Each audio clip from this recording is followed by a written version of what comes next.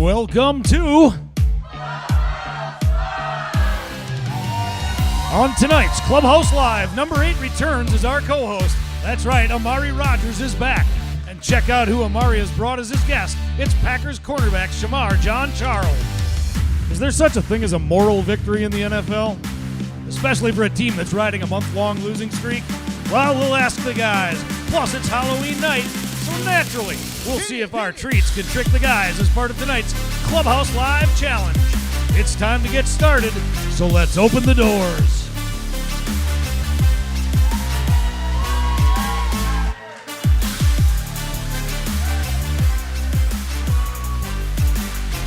Good Monday evening, everybody. Halloween night. Welcome back, as always, to the Clubhouse Kitchen Bar. We're hanging out inside the Hilton Appleton Paper Valley Hotel, downtown Appleton, Wisconsin. I'm Brett Christopherson with USA Today Network, also the Post Crescent. How is everybody doing tonight on this very scary and spooky evening? Good to hear, good energy. And I'd like to take some credit for that energy because we got them all candied up here before the show. We brought Snickers and Hershey's and those Almond Joys. I'm not sure why we have those in the bucket. But, hey, before we get going, I have to give a shout-out to tonight's door openers. Now, there's no kids because it is actually trick-or-treat right now in Appleton. But we've got some kids at heart, don't we? We have Tracy and we have her brother, the Viking fan, over there helping us out. He's feeling awfully smug and smart right now, but there's a lot of football to be played. Get him off camera. I don't want him on there anymore. That's enough. But at least he was able to help get the doors open for the guys to come in, and we'll have a good Packer show. We'll have a good time tonight. We'll get ready for the Lions. But first, we do have to look back on last night's game. Buffalo Bills 27, Green Bay Packers 17. So Packers generated nearly 400 yards of offense, rushed for 208 yards, were 50% on third downs, and held the ball for nearly 34 minutes. But that still wasn't enough to keep pace with one of the NFL's top teams as Green Bay fell to Buffalo on Sunday Night Football. Defensively, the Packers, they did surrender 5 straight scoring drives to Josh Allen and the Bills. That included 3 straight touchdowns and a pair of field goals. Meanwhile, the injuries, again, hurting the team, and as a result, a lack of continuity continue to hamper the roster. Aaron Jones, though, he had a big night, didn't he? 143 yards on 20 attempts, 7.2 yards per carry. But unfortunately, right now, the Packers find themselves at 3-5 near the midway mark of the season. First 4-game losing streak since the 2016 season. What next? Where do they go from here? Well, we're going to ask the guys out in a bit. By the way, hoping all is well with our other co-host, Devondre Campbell. He got nicked up as well, but reports sound like it's nothing too major, too serious. So, unfortunately, way too much of this guy is wearing that scary, mean face. It's ugly. It's ugly Vince. He is ugly, kind of, isn't he? Mad Vince, too. He's Mad Vince. But we're going to try to lighten the mood as I just kind of botched that there. And he's always happy. We're always happy when the guys are here first. He's back. It is our other co-host. It's Green Bay Packers wide receiver, Amari Rodgers. He's right there. And yes, as we heard in the intro, we got a real good guest tonight. Hanging out with Amari is Green Bay Packers cornerback Shemar Jean-Charles. He's right there. We'll get the guys to the desk here in a little bit. But first, a big thank you to our presenting sponsors, Cellcom. Save 50% on select smartphones. Plus, get $200 off smartwatches with a smartphone purchase. New flex agreement and monthly service is required. Visit cellcom.com/fall for details.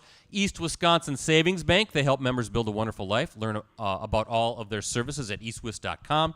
And Munoz Family and Cosmetic Dentistry, your center for dental excellence, voted Reader's Best Choice. Best dentist, I should say, on this year's Best of the Bay. Let Dr. Sebastian and his team of professionals help you achieve your dream smile. Now, he didn't have to come in costume, the other member of our Clubhouse Live crew, because he always looks ugly and gross and disgusting. Easy there, player. It is a fellow Clubhouse Live team member. It is Chicago Bears fan, Ricardo Arguello, everybody. Yes. We got Vikings fans. We got Bears fans. This is ridiculous. What's going on here? It's like an NFC North party, baby. By the way, obviously your Bears yesterday, they were wearing the most hideous uniforms I've ever seen in the history of the NFL. One of the few times I agree with you, Brett. What was the orange helmets all about? That's terrible. They got to retire those things. They look like pumpkins. I hated them. Most Bears fans do. I think they look hideous.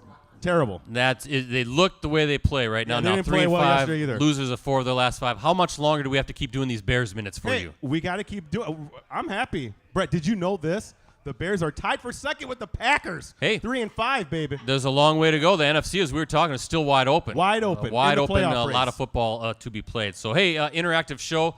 A little bit earlier start tonight, but I'm guessing you have a pretty lively chat. We do. Actually, we do have people on. They heard what you said last week, Brett, so they're on board right now as we speak. We invite your comments and questions, again, through that live chat that can be found online next to our video viewer. And I am monitoring that chat, Brett. Anything interesting comes up, I'm going to pass it along to you and the guys. And we always like to know where they are watching from all over the country, all over the world. We get people watching from different countries. So Clubhouse Live is the hashtag as always. Give me a follow. I'm at PC Brettsy. Ricardo's at Ricardo De Leon. Amari is at A_Rodgers_3, and Shemar is at Sherm_FTC.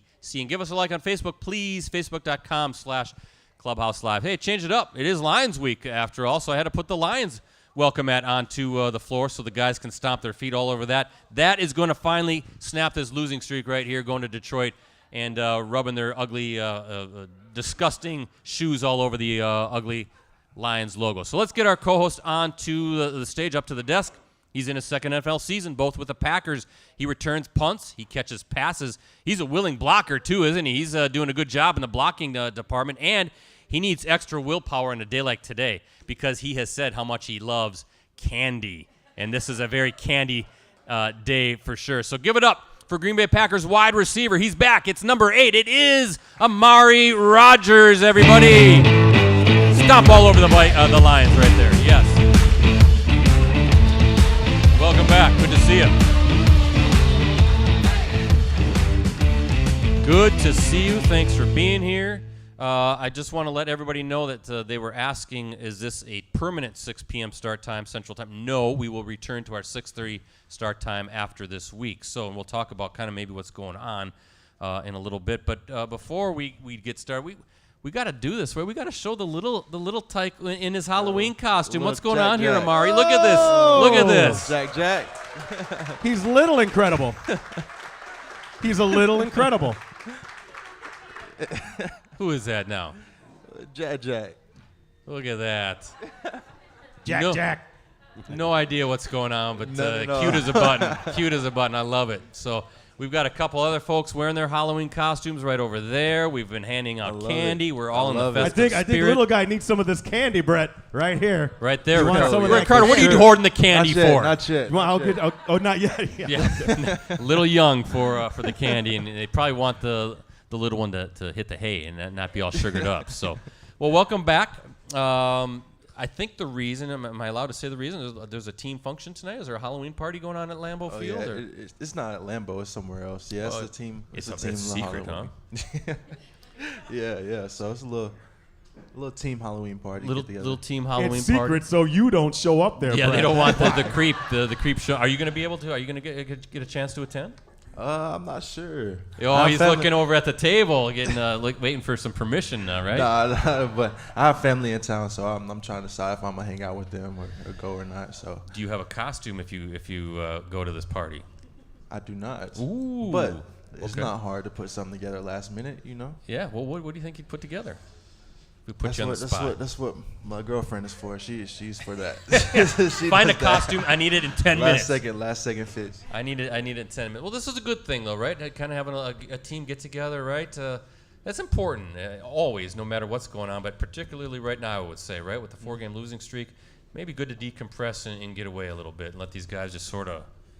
Let's take a break from football and let's have a little bit of fun. I'm guessing that could do some good for the team. No, yeah, definitely. Anytime we're able to get around and unplug and just be around each other as friends and just hang out and and talk and just talk about life and outside of football, just growing our relationships. That takes it over to the field. And, anytime we're able to do that, we definitely try to take advantage of it. Now, are coaches invited to this thing too? Nah, not this one. Yeah, they're saying stay away. I was kind of wonder what Coach LaFleur would come as, or Brian Gutekunst, or those guys. No, it's kind of like they're the parents and these are the kids, and they don't want any adults around. So, well, that should be fun. Did you have it is Halloween night, of course. It must have been kind of big in your household. You ever have a favorite costume growing up as you look back on the trick or treat night? I never took Halloween serious. I just dressed up as a football player every year. Whatever team I was playing, I just wore that jersey with He me. just went right for practice, right for practice. And this guy, he loves candy so much, he didn't have a little pail like that. He had the pillowcase, I bet you, right? Where you just had it stuffed full, no doubt about it. So, and I'm sure you knew the best houses to hit, too, for all the candy deals. Oh, yeah. We used to go trunk-or-treating. So we used to just go to, big churches and stuff like that and just go. They have cars full of candy and just walk around for hours. So that was definitely the best way to go. Actually, Ricardo, I just saw a sign coming in tonight at work. I saw a big trunk-or-treating sign directing some people there. That's a good deal. Now, you hand out the full-size candy bars, right, Brett? No, I hand out rocks, right? And you know what? The raisins, box of raisins, those are always a hit. Let me tell you, my wife went way too early buying big bags of candy because I've been doing, as I said, a lot of quality control. I've been making sure that all the pieces of the candy are delicious, and they are, because we got all the good stuff. Well, we're gonna kind of get to all the candy stuff a little bit later in the show. But Rosie, can you put it on the screen? The Clubhouse Live GIF of the night. Unfortunately, we do have to. Yes, that's what Aaron Rodgers is. That's what Packers Nation is yelling right now. Come on! What is going on, Amari Rodgers? Last time you were on, we thought maybe the streak might end. Now it's up to 4 games in a row. This is un-Packers-like. As we said, though, a lot of football left, and the NFC is wide open, so you can't panic. But what's going on? Why can't you guys get out of this skid? I think it's just us not putting a full game together, and we know that we need to put a full game together. Like last night, we had a great second half. I feel like we finished the game amazing, but the first half, we kind of struggled a little bit. And, we know that we got to put a full game together because this is the NFL. Everybody's good, and anybody can take advantage of any mistake or miss error that we may make.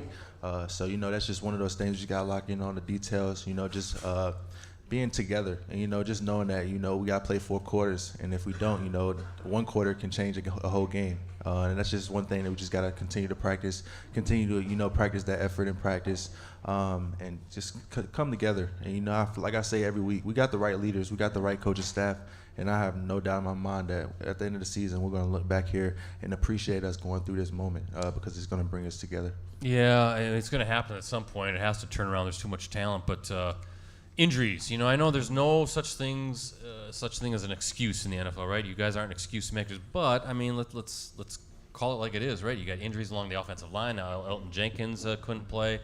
Devondre Campbell limps up. Your wide receiver room, goodness. I mean, that is just devastated with injuries right now. We saw Christian Watson go out last night as well. It matters. I mean, there's no continuity right now. I mean, look at even just the offensive line. I don't think you guys can trot out the same 5 guys week after week. It's been a complete reshuffle. How do you overcome that stuff? Because the injury bug is biting pretty hard right now. Man, all you can do is just make sure that everybody's prepared. It's always next man up, and that's just our mentality. That's our team rule. Number 2 is no complaining, no excuses. So we can't make any excuses. If somebody goes down, we just got to expect that the next man up is ready to go, and that they fill in that spot just as good as a starter or a second stringer if it goes to a third stringer. So that's just our standard, and that's just what our leaders and our coaching staff hold us to. Now, can you repeat the team rule again for everybody here and everybody watching online? What was team rule number 2 again? No complaining and no excuses. No complaining and no excuses, Mean Gene. Stop complaining about the games. All right? Stop complaining about the games. So, speaking of Christian, how's he doing today? I know he had to leave the game with a concussion, but is everything looking okay for him? Yeah. After the game, he was good. He was back to normal. It was just one of those things. You just got knocked out, and they had to play it safe and stuff with the concussion protocol. But he's back to normal after the game in good spirits. He can't catch a break, can he? I know. I want to see him get out there and make some plays, man. He's a great player, but it's gonna come for sure. Yeah, I guess you just kind of have to grind through it, right? And you'll get your opportunity. So, all right. So you mentioned first half was rough. 24-7, Bills had the lead. Second half, you guys played them a lot better, and it was a pretty tight battle, and you ran the ball well. So is there such a thing as a moral victory? Because obviously we know the Bills are one of the elite teams, not only in the AFC, but in the NFL, and you were at their stadium, which is Bills Mafia. We were talking about it last week, Ricardo, with Devondre and Isaiah McDuffie, who was from Buffalo, and kind of letting us know, excuse me, what Bills Mafia is all about. So moral victory. Do they exist in the NFL? Can you take something from what last night, even though it was a loss? Yeah, it's always positive. It's always something positive you can take away. And like I said, we finished strong. The second half, offense is clicking. We ran the ball very effectively, and defense stepped up with 2 interceptions. So that's definitely a positive that we can take away and run with until next week and then on throughout the season. And that's what Coach said after the season. He was just super proud of how we finished the game and how we didn't quit and give up on a stage like that and at a stadium like that, because Bills Mafia, they're a great fan base, and it was very loud there. So for us to go in and finish the game the way we did, that's definitely a positive we can walk away with. Amari, they're goofy fans there. They're goofy fans. They're breaking tables. What is that all about? I mean, even Isaiah wasn't even sure what that's all about. And he's from Buffalo, New York.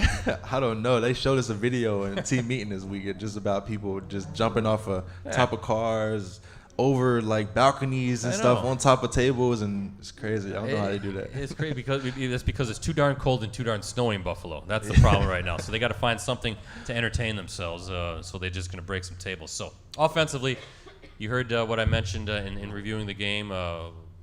Almost 400 yards of offense, over 200 yards rushing. Some downfield shots, right? We saw that the touchdown to Romeo Doubs. Samori Toure. How about this guy making a tough catch, contested catch, getting more into the passing game? They need to get this guy the ball in the passing game offensively. You guys close. You guys feel like you're close offensively to kind of getting this thing finally cranking. No, definitely. I feel like we're definitely on the right track. And having the young guys like, Samari and Romeo stepping up like they did last year, that just makes our room expand bigger, so that when guys like Allen and Kavi get back, it's just going to make our room deeper. And that's just going to make us more effective in the pass game, where you can continue to roll in guys that's going to be effective and make plays for 12. So that's really a positive I can take away from that. So I'm really glad of how, we stepped up as a receiver room last night, and we were able to make plays for 12 when he needed us. So we're just going to keep going, take it on to Detroit this week, and then hopefully we get our guys back healthy, and we're going to hit it rolling. Get it rolling. A lot of time left. 9 games still, so plenty of games. But yeah, Dobbs, Toure both caught touchdowns last night. So the rookie season, going from your rookie year to the second year. Where have you seen those two guys in particular? Because they've been able to get out on the field on a consistent basis, especially now Samari. How are they grown throughout the course of the season? Because as you know, it's a tough transition going from college to play rookie in the NFL. Nah, for sure. With Romeo, he's just improved. From day one, he's been a pro since he got here, just the way he prepares and takes care of his body and stuff like that. So the more and more that he's getting on the field and getting those reps with 12 and in the game, like experience, he's just going to continue to get better, because he's one of those players that he acclimates really fast, and he's very self-critical.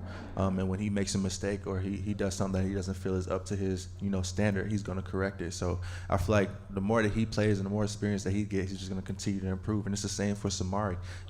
He's a big time deep threat, speed guy. He's been making plays, since he's got here with his speed. He's just going to continue to keep learning.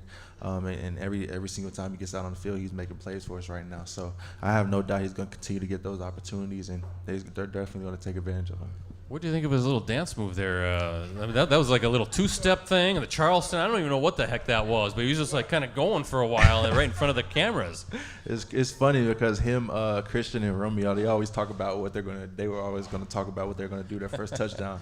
And he's always saying, I'm just going to dance. I don't know what I'm going to do. I'm just going to dance. So when I was behind him, I was like, what's he finna do? And he did that. I was like, all right, you got some moves. I see you. Yeah, it was pretty good. And he spotted the camera, too. It looked like he knew exactly what was going on. Like Dancing with the Stars with this guy. So, hey, here's a question for you. So you're in the wide receiver room, obviously. Are you guys hearing kind of the external chatter about, they got to trade for a wide receiver. They got to get a wide out in. They got to make a move. What's your take on that? What do you think when you hear that, or do you just turn that noise off and just do what you do your own thing? We don't talk about it. I mean, of course we see it on media because you can't miss it, but we don't talk about it. I mean, it doesn't come up in the building. Our receiver coach, he tells us every day he believes in us. He loves the room that we have and the people that we have as men to begin with. So we all believe in each other. We know that our coaching staff believes in us. So we just got to continue to grow, continue to push each other to get to where, we need to be to get back on that winning track. A couple more things, and Ricardo, it's going to be your turn for our first audience question of the night. But let's talk a little bit about Amari Rodgers as a blocker. Have you seen some of the work this guy is doing? When you see these runs, when you see some guys catching passes, there's number 8 engaging. So is that something that you have had to work on? Is that a part of the game where you felt you needed to kind of hone in, or get better at? And not all guys are willing blockers, but it seems like that's just kind of the mantra in that wide receiver room, right? That is something that you need to do to get on the field, is be a willing blocker downfield. No, yeah, definitely. It started in Clemson. You know, Coach Sweeney, he definitely was big on blocking. If you don't block, you're not going to play. So it started, my mentality with that started there, and it just transferred over here where it's even more of an emphasis. The way that we run the ball with AJ and, Aaron, if you don't block for them, then you're definitely going to be exposed, because if the safety makes a tackle, then it's going to be on you, because we know who we have to block. So that's just a mindset that you have to have just to get your 1/11 done and block the guy that you need to block. And that's just my mindset, man. I try to be angry when I'm blocking. I try to just let anger out and just move the guy. And then if you just do that and just continue to push, it's going to be a hole, because I know AJ and Aaron's going to find it every single time. So if you just have the right mentality, that's all blocking is about, is having the mentality. It's a lot of guys that don't have that mentality to run the block and do the dirty work. But if you do, the ball's going to find you. I think the little one's a little angry right now. He's a little fussing right there. Hey, you know what we got to do? I think we got to blame it on London, right? This London trip. Everything was going just fine until they had to travel all the way halfway across the world. Devondre Campbell was complaining about it last week, said it was a complete waste of his time. And that's the problem. So I think that's somehow you got to kind of flush that game out of your system and get on a winning streak here starting this week. So Ricardo, you got a familiar face. I think she's an employee of Clubhouse Live now. It's in the contract now. This is Tracy Santos of Appleton. She has a question for you, Amari. Go ahead, Tracy. Amari, with all the injuries at wide receiver, has there been discussion about pulling you off of punt returns for now to limit the risk to yourself? Nah, not at all. Not for sure. That's it. That right there. He is staying on punt returns and going to keep doing his dual role as a punt return man and a guy making some plays in the passing game too, right? Sir. So he's doing a good job too. He's doing a good job on Clubhouse Live, right? Good interview so far. He's a natural at this. Hey, let's do tonight's take a timeout. Let's do tonight's stat pack. Despite last night's loss, the Packers still own the NFL's best record in primetime games, dating back to the 2019 season. Green Bay 16-3 in such games. That's an .842 winning percentage. And here's a stat for the I Bet You Didn't Know file. I didn't know this, but the Packers have never won in Buffalo. That's incredible. And in fact, Buffalo, the only team Green Bay has never beaten on the road. That's amazing as well. So Packers have at least one road victory against every other team in the league. That's a weird and fitting stat, Ricardo, for Halloween night. So are we doing trivia again tonight? Is that the game plan? That's right, but we got a couple rules. Let me spell them out here for you. We will ask the question. If you think you know the answer, please raise your hand. Don't shout it out. Brett, if they win what? It's right here, nachos and beer, Clubhouse Kitchen and Bar. So there we go. We got that right here. A little Grizzly Dan wants one. A little nachos and beer. Nachos. Is that what that is? It is nachos and beer. There we go. Wow. Get the camera on their car. I didn't even realize that. Hey, look at that. They're dressed as nachos and beer. Very nice. This is getting very peculiar. I think they should get a nachos and beer gift certificate for that one after the show. I might have to do that. So, Brett, right. Go ahead. You have out. Me and Amari will kind of watch the crowd. This is a good question. Halloween night was the backdrop for a very memorable Monday Night Football showdown between the Packers and Bears at Soldier Field way back in 1994. Now, as many might recall, by the way, you weren't even born in 94, were you? No. Yeah, that's how long ago this was. Amari Rodgers wasn't even around. As many might recall, the game was played in monsoon-like conditions, which made passing nearly impossible. No problem, though, for the Packers and this former running back and Packers Hall of Famer who scored 3 touchdowns and led the way with 105 yards rushing in Green Bay's 33-6 victory over the Bears. Who was it? Let's go with you, right? Edgar Bennett, come on up. She got it. First time. That's a name in the Wayback File right there. Come on up. Get your, don't go to that table. Don't go to them. Get the nachos and beer right here. In fact, Mari, why don't you give it to her? It means more if you give it to her than I do. You're welcome. Edgar Bennett. Bennett's rushing total that night was a game high. He scored 2 touchdowns on the ground. Also caught a 13-yard TD to spark the Packers. Bennett now currently the wide receivers coach with the Las Vegas Raiders. So a legendary Packer, a 2-time Super Bowl champion as well. So we ready to get your guest up here to the big desk? Let's do it. Let's do it. I got a long resume, as always, for our guest. Our guest tonight is in his second NFL season as well, both with the Packers. He was selected by the Packers in the 5th round of the 2021 NFL Draft. Our guest tonight has appeared in 6 games so far this season on defense and offense and has posted 3 special teams tackles. Our guest tonight appeared in 14 games as a rookie and notched 6 special teams tackles, which ranked as the 4th most on the team. How about that, making his presence known on special teams? Our guest tonight played collegiately at Appalachian State, where he helped lead the Mountaineers to a 42-10 record over his 4 seasons. That also included 4 bowl victories and 3 Sun Belt Conference titles. Our guest tonight posted 97 tackles, 33 pass breakups, 2 interceptions, and 2 forced fumbles in 60 career games at Appalachian State. Our guest tonight led the nation with 17 pass breakups in 2020. How about that? Our guest tonight was named a semifinalist, for the Bednarik and Thorpe Awards as a senior, and he goes by the nickname Sherm.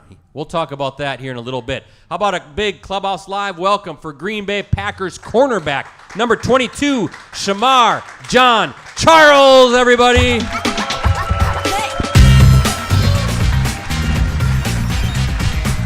He's rubbing his feet all over the Lions welcome mat as well. I love it. I love it. Shemar Jean-Charles, I got it right.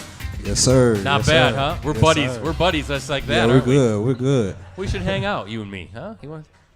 Anytime we What's play. that That's a supposed no. to be? He's like, I don't know. Who's this goofball? Get the hint, Brett. I got candy, Shemar. I got some candy for you at the Halloween night here. So, okay. That is creepy. What am I saying? Stop that. What the heck? Let's get to the show. Nobody ever wants to hang out with me, Ricardo. But because this is Amari's show, and you are Amari's guest, Amari insists on asking the first question of the night. First question. Okay. Sheesh, you put me on the spot here. Well, we've been doing the show now for 8 or 9 weeks. Yeah, you're right. I heard that you pledge. Tell us about who you pledge. Tell them, educate them a little bit about what you got going on.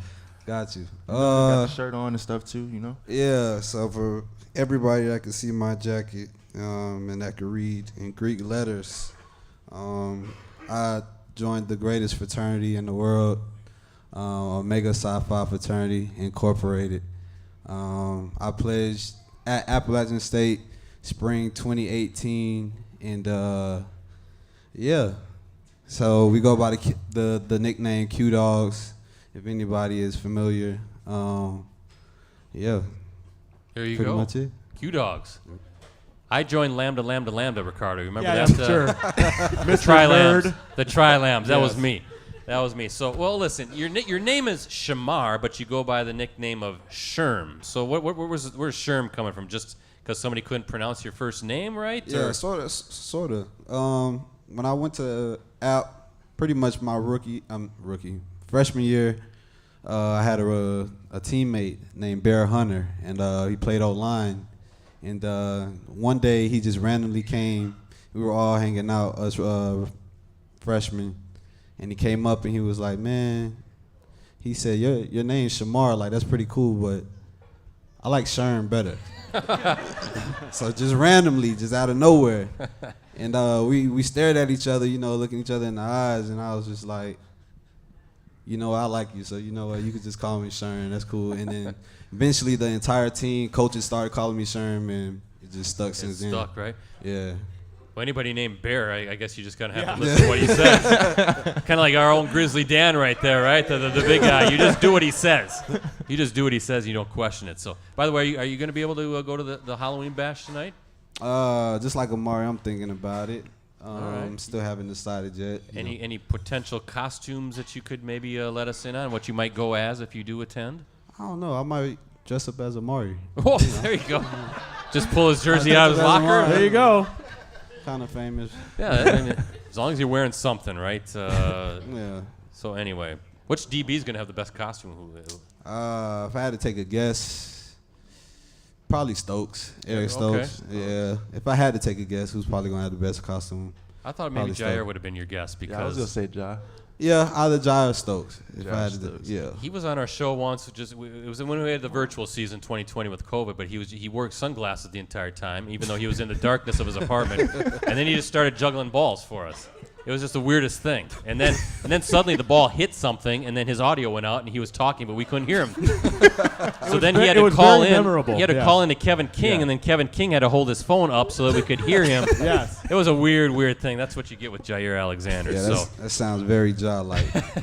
Well, Amari, tell us about this guy, right? Same draft class for you guys, so you guys known each other a little bit. What were the training camp battles, the practice battles like between you two? And what does he bring to the defensive side and the defense? Yeah, this is my guy, man. First flight we flew in when we got drafted. You know, we linked up. We've been tight ever since. And we just been pushing each other, man. We trained in Florida too, leading up to our rookie season, so we would link up there. And even when we got here, man, just pushing each other, you know, one-on-one battles, you know, after practice, working on releases and stuff like that. And just spending time together, you know, and just learning from each other, you know, watching film, and, you know, he telling me what he sees as a DB, and I'm telling him what I see as a receiver, and just, you know, helping each other get better. You know, that's the type of relationships that you want, you know, as teammates if you want to, you know, get better and grow into players that you want to. You know, you just got to feed off each other. You know, it doesn't matter if it's defense and offense. You know, you're still on the same team, and you still want to see each other get better. So I feel like that's how our relationship is, and I feel like we're definitely going to get to where we want to be because of that. Now, Shermar, Mr. Sherm, Yes, sir. you and Amari one-on-one, right? There you guys are. You're locked up. Who is going to win that battle in the end? One-on-one, as in. Is he on the football? Well, not boxing or anything. If you guys are on the, you're on the football field, right? He's lined up at Basketball. He's lined up in the slot. You're lined up across from him, and it's just you against him. Who is going to win that battle on the football field? Who's going to win? I would say whoever wins. Well, That's that's an a very easy way out. diplomatic answer. He should be a politician in this. Nah, but honestly, to answer your question, like he said, like everybody's so competitive, and like we're super tight outside of football. So, you know, just answering questions like that is literally like the mercy of the rep. Everybody just goes so hard, and like, especially when me and him compete, like when you have two super competitive guys, you know, it just makes it worthwhile, and it's like you're literally at the mercy of the rep. Mm-hmm. So, you know, he might get me some, I might get him some, but that's just how we feed off each other. Mm-hmm. Yeah, that's a good answer, and yeah, at the mercy of the rep. Whoever, I mean, you guys are competitive. You each are going to take turns, I'm sure, winning those reps. So, by the way, I want to ask you, ankle injury, right? Right now, how are you doing with that? I saw you were inactive with the ankle last night. We're going to see you back on the field here pretty soon. Everything looking pretty good? Yeah, so it's healing up pretty good. Just tweaked it a little bit last week, and yeah, I didn't play this past game, but yeah, it's doing pretty good. Taking the next progressions this upcoming week with the trainers, and just been staying consistent with my rehabbing, and yeah, just looking to get back out there pretty soon. Hopefully get back out there in time for Sunday's game against the Lions, an NFC North rival. So let's talk a little bit about your football journey. Have it right here. Grew up in Florida. You end up at App State, which is in North Carolina, right? Yeah. How does that journey happen? Man, so coming out of school, basically signing day, I only had 2 schools. So I had Bowling Green. Anybody who don't know, that's in Ohio, so Bowling Green State, yep. And I had App. And yeah, so it wasn't a hard decision out of those 2 schools. I seen the App was on the come up. I took a last-second visit. Yeah, and I ended up loving it. Seeing Boone, North Carolina for the first time. It was my first time seeing mountains. First time me and my family ever seen snow. And yeah, so that's all it took for me. And yeah, just coming out of high school, I was a 2-star recruit, you know, under-recruited. But I guess that's what, you know, kept that inner drive in me throughout my entire phase of going from Miramar High School down there in South Florida to App State in Boone, North Carolina, and just, yeah, working my way up to here. So. Well, talk a little bit about, you made mention about under-recruited guys, but I do want to ask you this now, 2007, right? Appalachian State, Michigan. Are they still talking about one of the greatest upsets in the history of college football?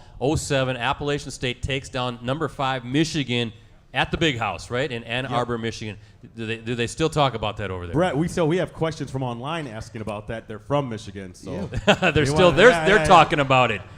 To answer your question, to this day, people up there, they will never forget that moment ever. We've beaten other Power 5 schools, and they just recently beat the 6th team in the country, Texas A&M, this season, and like that still comes second to them going down there in 2007 and beating that Michigan team. So it was back when they were an FCS team too at that. So it just it meant a little bit more.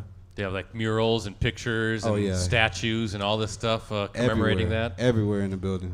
That's pretty cool. I remember that actually quite vividly. It's hard to believe that's 15 years ago. So I wanted to mention that you said so 2-star recruit, and I was reading an article about you playing at App State. A lot of guys, though, were maybe under-recruited out of high school. So you think that was one of the driving factors to kind of say, I'm going to prove some people wrong here, okay? I think I'm better than this, and now look at you today. You're in the NFL. You're a draft pick. I mean, going to App, it was a lot of blue-collar guys. A lot of us, under-recruited, like you said, and we just fed off each other up there. When we go and play bigger schools, Power 5 schools, some would say that's our Super Bowl, but hey, we came to play like that week in and week out. You could just see in the play style, a lot of guys that come out of there, even outside of football, it's just like it's hard-nosed people. Just going to App, it just builds your competitive nature even more because you line up from the guys across from you and everybody thinks they're the best guy on the field. Yet, we still understand we're a team and we want to push each other. But when you think you're the alpha male, you line up against another alpha male, under-recruited, alpha male, it just makes you a better player overall. So a lot of alpha males on the football field now, I'm thinking, right? Especially when you get to the NFL. So it was a 5th-round draft pick. It's never easy. It doesn't matter if you're a draft pick or an undrafted free agent, right, to stick to a roster. So how did you make it work? Here you are, your second year, taking some of that stuff from Appalachian State and applying it to your experience in Green Bay? I'll say the biggest thing for me is just being a sponge, learning from everybody around me through every process, pre-draft, just learning from the guys I trained with, the guys I trained from, the guys that trained me, coming here as a rookie, learning from guys like Stokes and Amari and being around those guys, Kyle, and learning from the vets that's around me, just being a sponge, soaking up everything. It just allows me to grow as a person, grow as a player, and just focus on improving, especially at this level, man. You got to focus on making those steady improvements. Guys make jumps at different rates and like different timing. So, as long as you learning and you just building yourself, at the end of the day, I feel like that's important, and that's what I've just been trying to utilize. Well, about going from year 1 to year 2, that's always a question that's fun to ask the guys. So where have you improved upon the most? Was it a tough transition more mentally than physically, more physically than mentally as you get acclimated to the NFL? I guess in what areas do you think you've grown the most? Oh, man, I would say just learning the playbook at the end of the day. I feel like that's the biggest jump for a lot of us rookies coming in. It's just learning the system, learning the playbook, learning what it takes to be a pro. A lot of us, we're pretty mature for the most part.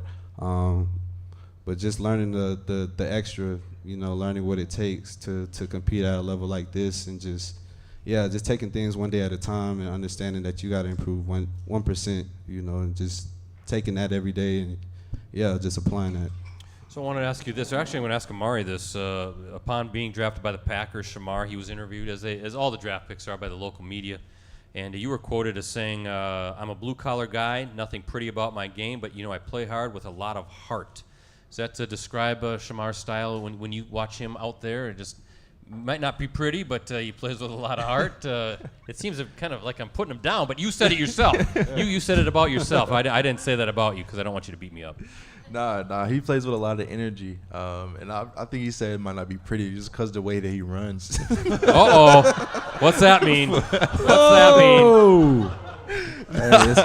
We could do? We could take the stream right out here in College Avenue and get a little example here. Nah, he flies though. He's so fast, but he just look like It's effective. It's the inside joke that we have, but he's definitely competitive. You can always see him flying around. Just his effort is always showing, and that's why I feel like that he's making a big role in our defense, just because of his effort and his mindset, man, is just to play fast all the time and just get his job done. Shemar, do you have a response to Amari making fun of your running style? Yeah, I mean, it's effective. So, nah, but it works for me. Hey, just run fast. Been running the same way since I was a kid. as long as you get from point A to point B as fast as possible, right? Well, I'm intrigued by this. We gotta maybe figure out. We always ask some guys as the season goes along. They could give us a demonstration on what Shemar looks like. We get some cornerbacks here. What have you learned from Jair and Rasul in particular? Those guys are more the veteran guys, right? You came in with Eric as well, but those veteran guys, what are you taking from them? Man, so Rasul, that's my locker neighbor. So me and Rasul, we're locker neighbors, and I learned so much from him. Especially, I learned a lot from Jai too. Pretty much all the veterans in our room, Smash, Adrian, Savage, Keyshawn Nixon. I just learned from everybody, and then our coach Jerry Gray. He's one of the best in the game, and just from them, man, just learning what it takes to be an effective DB. You know, everybody plays so differently, but you know it works for them. Their play style works for them. Rasul, he has one of the highest IQs I've ever seen from a defensive back, from a football player in general. Like, he's one of the smartest football players I've ever been around. And guys like Jair just plays with a tenacity that's like, especially being an undersized guy pretty much, and just the way he plays, that's the guy I watch the most, you know, especially during practice. Whenever we're warming up and we're, you know, catching footballs, getting in our back pedal, I always make sure I line up like behind Jair and just watch what he's doing. You know, especially with the other guys, Sav too, Adrian, like I said, pretty much the entire group. You know, I'm just learning everything from them. A little bit of everybody, right? Yeah. Well, who talks the best trash in your cornerbacks room, right? Who's the best? Is that got to be number 23 there? We kind of saw a little bit going on last night. Oh, man, you talking about like throughout the games or like throughout practice? Well, you could maybe both. Maybe there's different. Maybe there's. Oh, man. Yeah, Jair gets cranked up. Like, yeah, and he's like I said, like he plays with a tenacity. Is like once he flips that switch, you know, the guys that's on the team, like we see it, and but that's hard. Everybody pretty much talks trash. Do you talk trash? Yeah. He says it all kind of depends like, though. yeah. Like I'm not the type where I just go out and just talking crazy, but I got to get, you know, worked up to start talking some trash. But pretty much the entire room talks trash. What do you think, Amari? Is Jair the leader, the trash talking cornerbacks? And what have you heard Shemar say in practices? I think it's a three-way tie between Ja, Sewell, and Stokes. Yeah. Okay, really? All three of I those think guys? it's a three-way tie between them. I think Sewell and Ja got it on game day, but Eric he got it on practice. Okay. Yeah, for sure. Hey, Brett. Yeah. We got a question from online real quick. Yeah. T. Krebs wants to know, hey, what were your 40 times, and did if Sherm got an invite to the combine? Okay, there we go. 40 times, and if you got an invite to the combine, what's your 40 times? I ran a 4.47, and I did not get a combine invite. Yeah, or a Senior Bowl invite, but hey, so you're in the NFL. You're still a draft pick. You still made it. Still right? worked out. He's still here, isn't he, everybody? He's still here. Yeah. Still worked out. And Amari? I ran a 4.48, so a little slower than Gene. That's pretty good. I ran a 4.35 one time. Yeah, and the 5-meter dash? I did that. 21 years old. What was it? What did I say I ran? 5-meter dash. I already forgot. A few more questions, and Ricardo, it's up to you. That's what happens when you lie and you're a compulsive liar. You forget your lies. But Facebook question of the night coming up here, Ricardo. We asked guys this on the show before. If you could change one rule that would benefit you guys versus these guys, what would it be? One rule.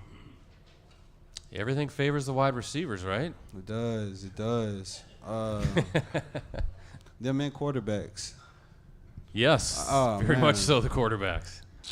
I would just say I'll keep it simple. So I'll just say like, if there is a PI, it being a spot foul. Mm-hmm. Like I never agree with it being a spot foul, because you know it's such a knick-knack call, and you know I think they started reviewing PIs, but you know it doesn't have to do with me or his position, but I believe like the quarterback situation, you know like the penalties they've been calling on, you know, pass defenders landing on quarterbacks, you know, roughing the passer. I believe those should start being reviewed. So we've talked about that. The spot foul, that can be a really brutal not penalty just that. at times. Do you ever watch the old 80s films of some of those guys? Like Rod Woodson, they can hit the receiver all the way down the field. Yeah. Would you like those kind of rules back again? Oh, I feel like they're feeling a lot of that today. A lot of those players, you know, especially getting hit like that. But Yeah. He's saying yeah. That's a yes. All right. Yeah. Always the wide receivers get the benefit. A couple more things. Take us on the field. So you line up against a wideout. What are you looking at before the snap? What are you staring at? What are you trying to get a read on maybe where he's going to go? I guess what's going on in your mind at that point? So my first thing I think about is down and distance. So that kind of narrows down the situation for me as a defensive back. So I'll look at the down and distance, see, you know, where we're out on the field, then formation, of course. So I know certain guys lined up certain places will give you a possibility of certain plays happening. So, you know, I feel like those are two big keys, and just lining up across from a wide receiver. Eye progression, you know, how deep in his stance, you know, his feet, how wide his feet are. And, yeah, like I said, just like splits and alignments is something that I key on. A lot going on in the game of football. The mental part of it is fascinating to me, just on top of you guys are all such great athletes as well. So last thing, hey, it happens, right? Corners get beat. Yeah. I mean, you're like relief pitchers, I always say. You got to have to just kind of get rid of it. How have you trained your mind to just say, I'm going to move on to the next play, and it happens? I feel like you just got to switch your mindset. If something does happen, you just got to tell yourself, at the end of the day, I did not mean for this to happen. So now it's time for me to move on and go make a play. So it's tough. Even you guys, though, right? I mean, you got Any position, really. Any position. You just got. How do you do that? Because if somebody like me, I would dwell on it for like 3 weeks, right? 3 weeks, I wouldn't let it go. There's stuff that happened 30 years ago, Ricardo, that still bothers me. I can't let it go. Turn the page. How do you let it go? No, I just like people say all the time the game is 90% mental and 10% physical. So if you're not right mentally and you're not able to move on and flush something and continue to play and just be ready to make the next play, then you know it's gonna be tough for you. So it's just part of the game. It comes with it. You gotta be mentally tough and just know that if you make a mistake, that it's not gonna mess up the whole game. You know you can bounce back. You can bounce back the next play and score a touchdown and win the game too. Right. So it's just all about mentally being right. Mentally being right. So how about the conversation with these guys tonight? We're flying through another show. But before we move on, we got to get tonight's social media question of the night. What do you got, Ricardo? Well, Andy Lee, he's on Facebook. He wants to know, hey, what is more exhilarating? This is for Amari, by the way. What is more exhilarating, punt and kick returns or catching that 22-yard contested pass? More exhilarating. Definitely the pass. The pass felt good for sure. Yes, that's really good. Round of applause for that. That was a tough catch. Making plays out there. So thank you, Andy, for having his question selected. He wins a signed photo of number 8. Each week we'll ask you to submit a question for our co-host or guest that we'll ask live during Monday's show. Look for it on Facebook.com/Clubhouse Live. Ricardo, we're going to take another time out, and we're going to do trivia question number 2. And this is where I'm going to need the three of you to look out in the crowd and see who raises their hands first. Don't shout it out. Here we go. Up next for the Packers, matchup against the rival Lions. What is the specific name of the blue color that has long been a recognizable part of their uniform? It's specific kind of blue. No. Nobody knows this. Wow. Well, do you think you know? Am I going to have to throw this out? You might have to throw this out. I'm going to go. No, it's not teal. I'm going to give them the penalty flag, Ricardo. They should know this. Honolulu blue. Honolulu blue. Everybody knows Honolulu blue and we silver. have. If you want to see what that is, the Detroit Lions thing is right down there. Right. Honolulu blue and silver are the Lions' You've heard of primary colors. Never heard So, of Honolulu. all right. Well, because Detroit's so close to Hawaii. But that's the name of the color, right? Honolulu blue. I thought everybody knew that. So did you guys know that? Honolulu I blue? did not know No that. idea. Now you know. Now you can take some Hey, knowledge you on learn that quick something new flight every over to day. Detroit, right? Yeah. So, all right. Hey, Rosie, we need some music. It is time for tonight's Clubhouse Live Challenge. That's my challenge flag. So, guys, you're going to love this. I'm going to move the bell over in between you guys, but I have to get up here. I have to get tonight's Clubhouse Live Challenge. I guess it's prop, you could kind of say. So here we go. Hold on, guys. I'm coming back. All right. So what do we have here? Amari, you get the green cups. No peeking. There you go. And Shemar, you're going to get the yellow cups. Now you can see. Let me tell you what this is all about. This is called All Treats, No Tricks. Okay. So this is what we're going to do. We're going to test your taste buds and your sweet tooth. You will find pieces of Halloween candy in all 5 of these green and gold cups, all different kinds. Now, I want to ask, there's nobody that has a peanut allergy, I hope, correct? No. I just discussed chocolate. Okay, Ah, good one, Brett. yes. That's I just want to okay. make sure that You we're can not power through it. applying any sort of medical help as we're doing this. So, Amari has the green cups. Shemar, you have the yellow cups. Now, when I say go, you'll pour the candy into your hands and then pop them into the mouth one at a time. Okay? But you will also do it wearing these blindfolds. Yes, these Halloween blindfolds. Nice. We don't want you to see what's going on. Now, if you think you know the candy, you ring the bell. You might be kind of looking for the bell, but you're going to try to ring the bell. Once each correct answer, Ricardo, worth 1 point, right? And then there will be a spooky and creepy bonus question of a point total that I'll determine to give Amari the chance to win the game because it is his show. Now, as I mentioned, you must wear the masks. Rosie, or check that. I also want to let you guys know this too. This is I'm being kind about this. These are all very delicious pieces of candy. There's no like licorice or weird stuff. Candy corn. These are all very well-known pieces of Halloween candy. Nothing tastes bad, and none of the candy was touched by human hands. Okay, it was all done very clean, very cleanly manner. So you guys are playing for contestants tonight. Amari, you are playing for Marge right here of Menasha. That's your playing partner. And Shemar, you've got Don back there of Appleton. He's right back there. So the winner tonight is going home with this very cool Shields Packers football. Huh? Look at that. A signed photo of Amari Rodgers, and back by popular demand, people are getting cranky. The USA Today Network of Wisconsin ice scrapers are back. The ice scrapers, because even though it is almost still summer-like out there, it's coming. The ice and snow is coming. Tomorrow is November 1st. It's not going to stay like this forever, guys. Oh. Shemar, you like that snow? You like that snow? You like that snow from the Florida kid here, huh? I'm fine with the snow. It's the wind Ah. that kind of does it. Oh, We have been incredibly spoiled this fall, without a doubt. The weather has been unbelievably good. Hey, the runner-up, because there are no losers tonight, goes home with this Shields Packers can koozie, the signed photo, and the ice scraper. So, what are you guys thinking? You like candy? That's your thing. You eat candy all the time. He said he doesn't like chocolate, though, Brett. I just Well- hate chocolate, so we're gonna Oh see. boy, can we get a glass of water for him or something? Maybe to. Matt Cruz, do you think you can handle that? Get a couple If I glasses of taste water it, for it's these coming guys? right out. It's coming out. Well, let me just tell you, there's quite a bit of chocolate in these cups. They're very small pieces, though. Maybe get that water really fast.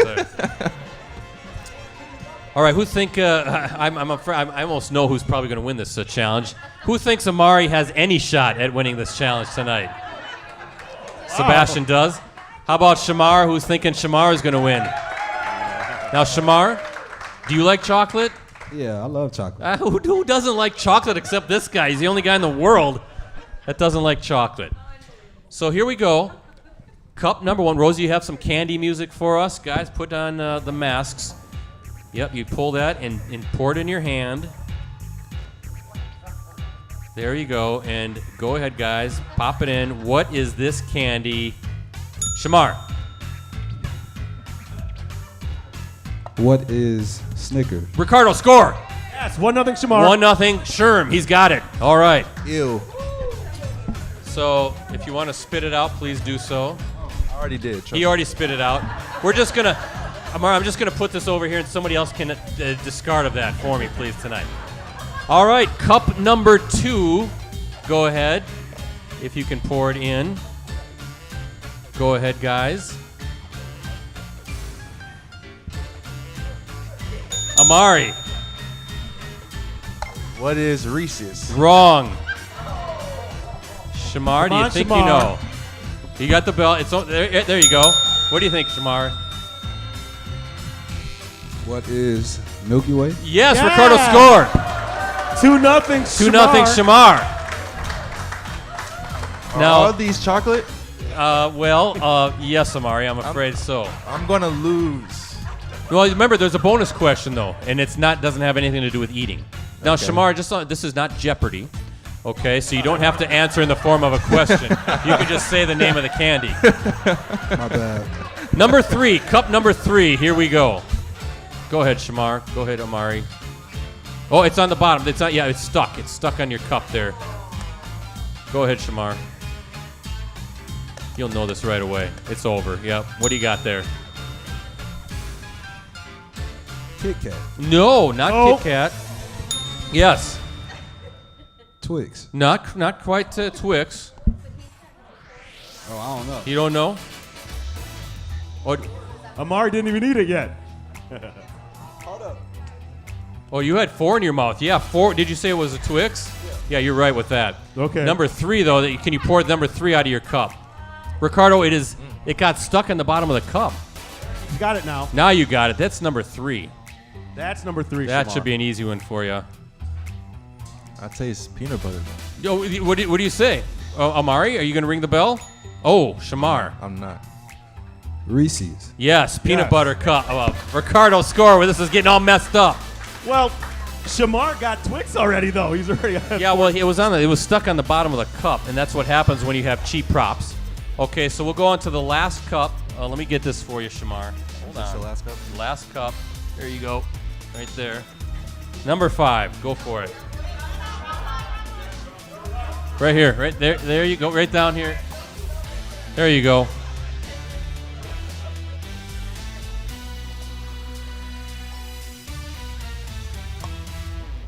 Can't do it. Can't do it. Shemar. There you go. Skittles. No. Kit Kat. Yes, Yes. Ricardo score. That is 5-0. 5-0. You can take your masks off. That was not This fair. has been an utter disaster so far. I didn't remember, or maybe I remember vaguely that he said he didn't like chocolate. But Yeah. Well, Amari, did you even know those candy bars? Because you don't eat chocolate. Nah. That's how much I don't like chocolate. I don't know. Wow. but here we go. We do have a bonus question worth 6 points to give Amari a chance to win the game. You don't need your blindfolds on. This is a question only. How many licks did it take for Mr. Owl to get to the Tootsie Roll center of a Tootsie Pop? Oh. 3. Ring the bell. Amari. 3. Yes, and just like that, a 6-point question. Amari somehow pulls it out and wins the game. Marge, I knew. I never doubted. Marge, you are going home with the Shields football, the signed photo, and the ice scraper. Don, hey, you get a canned koozie anyway. A signed photo and never an ice doubted scraper Marge. as well. But did Shemar even know the Tootsie Roll Owl? Did you ever see that commercial? It takes 3 licks to get to the center of the Tootsie Yeah, Roll I Pop? remember that one. You've seen that one. As a kid, yeah. Yeah. That's old. I think it is still on TV, isn't it? I thought he said the world would never know. The world will never, but the Mr. Owl said it was 1, 2, and then he went 3. 3, 3. And then the guy said, the world may never know, but Mr. Owl is what said that. So we're never going to do this ever, ever, ever again next Halloween. It's never happening. Ricardo, we're going to need a second audience question here in a second, but Amari, thanks for being a good sport anyway. For sure. He barely got any taste of chocolate. He's going to need water after the show. But you knew your chocolate. You knew your candies, right? Yeah, I grew up eating a lot of chocolate. And I've been doing a lot of eating of that over the last few weeks, all that stuff. So, hey, it's Tracy Santos again? It is. You want to just do the question right away? Let's do it up. Let's do it. Okay, Let's what hear you it. got, Tracy? Shemar, I don't know if you became a country music fan when you were at App State, but Luke Combs did back-to-back shows here and actually flew back there in the morning because College Game Day was there in September, and the crowd was insane. So I imagine that game day was pretty crazy up there. What's the loudest stadium, either NFL or college, that you've played in? I would say college was probably our night game we played at Penn State. We went into overtime. We almost beat them, but we ended up losing in overtime by a touchdown. It was a whiteout, and that was the first time I felt a field vibrate. Like the field was shaking. That's how loud the crowd was. Yeah, and the white towels everywhere. And yeah, so that was probably the loudest college. NFL, next to Lambeau, San Francisco was pretty loud. It gets pretty loud in Minnesota, too. That's kind of fake noise, though. Yeah, they're piping in weird stuff. Because of that horn. They always cheat, the Viking fan over there. They always cheat. Yeah. Always cheating in Minnesota. Well, yeah, thank you, Tracy Santos, for Thank you, the Tracy. question. And as we wrap up, Shemar, I've got some presents for you. I ran out of frames. We're going to have some more frames coming in next week, but I've got some pictures for your man cave, right? Every guy, every player has a man cave. They have shrines dedicated to themselves where they love to just to stare at themselves on the wall. So I've got some pictures. Rosie, can you put this first one up there? Look, it's the bike one. Yes, it's Shemar with his bike buddy. There it is. Yes, sir. There you go. Yes, Doing sir. the traditional bike ride. And check this one out. Look at Amari, Shemar all pumped up. Flex on him. Loving it. Flex on him. So these are for you for being a good sport and hanging Thank you, out thank with you, us thank tonight. you. Yep, you can find a frame and hang them on your wall. So guys, you got the Lions coming up. Aaron Rodgers said after the game that I feel like if we can just get one, meaning win, then the whole momentum changes. Right, Amari? Do you agree with your quarterback there? It just takes one win, and that can kind of flip a season around. No, definitely. I definitely feel like that's how we all feel as a team. We just need one win and just to flip the narrative, just to flip the energy, to win and vibe, and I feel like we're going to get rolling. I definitely feel like like I say every single week, man, we got amazing leaders, man, in 12, and Big Dog and Bakatari, defense, and P, and Kenny Clark, man. We got so many veterans that's been through it and know what it takes to win and get back on the winning track. So I'm not worried at all, man. Just remember, what was it, 2016 when they lost 4 straight, ended up in the NFC Championship, right? It can happen. It can turn around and get red hot. Doesn't take much in the NFL, and as I said, the NFC is wide open. Yeah, keep those claps coming. How about Amari and Shemar tonight? Ricardo, we have to go up north. We have to pick Sunday's Packers-Lions game, another noon game, by the way. So That's nice. Yeah, it is nice. What are you thinking in this one, Ricardo? As much as I'd love to see them lose again, that's not going to happen. Not against the Lions. The Lions always do Lions things. So I'd say Green Bay by 10. You picked Green Bay quite a bit this season. No, not Bear last fan. week. I picked them to lose the last 2 weeks, but this week, not this time. Shemar, what do you think about our Bear fan over there? Pretty logical, right, man? Why the Bears? I'm from Chicago, that's why. That's why everybody wants to know why. You know, the rally cap is Here coming we back go. on. It's going on the head. What do you guys think? The rally cap is here. 27-24, Packers are going to pull it out, right? Aaron Jones, he's going to have another big game going against that run defense that gives up some yards. As we talked about in the show. Wait a minute, I have them winning by more than you? It doesn't matter. I have them Okay, winning. all right. Doesn't Just- matter the all right. score. I have them winning. I have them winning all the time. And this is going to bring back some magic. We retired the victory visor for the time being. Young, talented receivers, right? Are they starting to mature like we talked about? Starting to make some plays? I think so. So opportunities will be there. Things started to click offensively for the Packers. And, hey, listen, if the defense can intercept Josh Allen a couple times, they surely can do that against Jared Goff, right? Maybe this guy's going to pick one off if he gets back on the field. It'll be close. Packers win by a field goal and to give the losing streak a boot. By the way, Lions have dropped 5 in a row. They don't know how to win, Ricardo. They don't know how to win. All right, Packers News app and PackersNews.com. What's that all about? Well, with exclusive commentary, insider analysis, and award-winning photos and videos from USA Today Network, Packers coverage team. Brett, that Packers News app, your one-stop one-stop shop for complete coverage of the Green Bay Packers. Unlimited digital access to Packers News app and PackersNews.com can be yours for as low as 99 cents for the first month. Please subscribe today. Absolutely. Thanks to our sponsors and friends. First, our three presenting sponsors again, Cellcom, East Wisconsin Savings Bank, and Munoz Family and Cosmetic Dentistry. Also thanks to our supporting sponsors. We've got Shields, Escort Limousine Service, Cooney's Embroidery and Sportswear, Mayfield Sports Marketing, Mike Thiel and Eric Lives here, and always the good folks here at the Hilton Appleton Paper Valley Hotel. Amari, we're not going to see you now for a few weeks, 3 weeks. I think Thanksgiving week, November 21st is when you will be here. Okay. You're going to miss me, aren't you? I am. Why do you say that so weird? Why are you laughing over there? What he's saying is, Amari's like, yeah, and then Shemar's just like,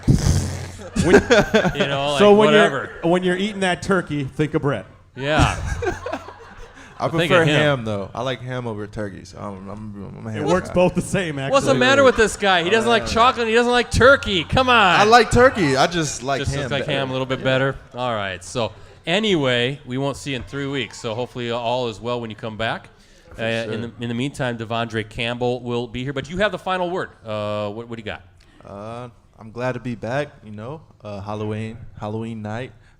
It was still great energy here. Very good said energy. it wasn't Look at a gonna be nice lot crowd tonight, still too. Got great energy. I love it. Very good crowd. I love it. Win, lose, or draw, right? We always have a good time. Man, that just shows how loyal y'all are and how much y'all going to support us, no matter how if we do bad or do good. And, we appreciate that truly, and we're fighting to get back on that winning track for you guys because we know how much it means to you guys. So we're working our tails off every single day. We're going to get a win, and once we do, we're going to get it rolling for you guys. So I appreciate y'all being here, and I can't wait to get back. There you go. Yeah, keep those claps coming, right? For Amari, for Shemar, for Ricardo, and the rest of the Clubhouse Live crew. I'm Brett Christopherson saying so long. Hey, be back here again next Monday night. We are returning to our 6:30 p.m. start time. Devondre Campbell will be here. In the meantime, we need our unofficial mascot to take us out. Mean Gene! Take it away, Mean Gene!